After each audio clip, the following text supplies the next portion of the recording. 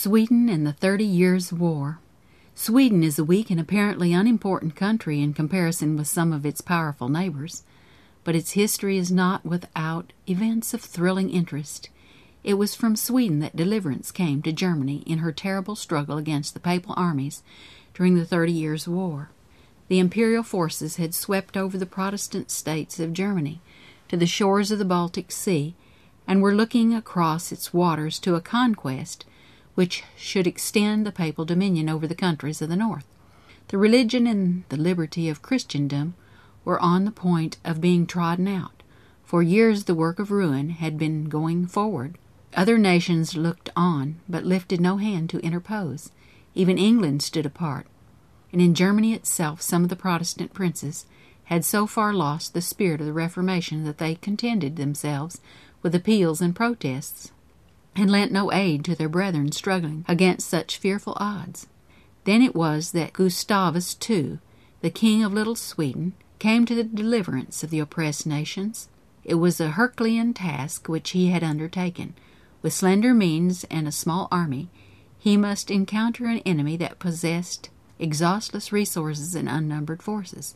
But faith that God, whose cause he was undertaking, would sustain him, urged him forward to become the defender of Protestantism.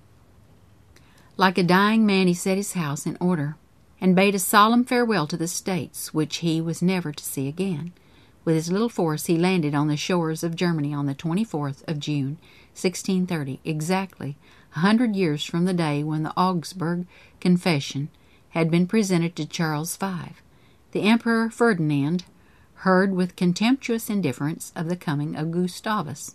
The proud courtiers of Vienna looked in the state almanac to see where the country of the little Gothic king was situated. Even the Protestant princes failed to discern their deliverer in a guise so humble. They had hoped for assistance from some powerful nation, but what help could a petty kingdom like Sweden bring them?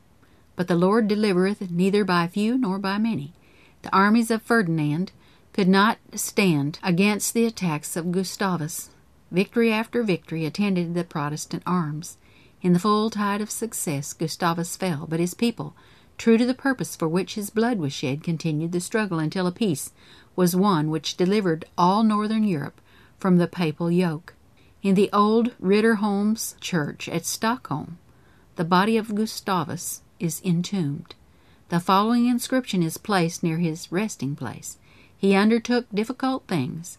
He loved piety. He conquered his enemies, extended his kingdom, exalted the Swedes, and delivered the oppressed, and he triumphed in death.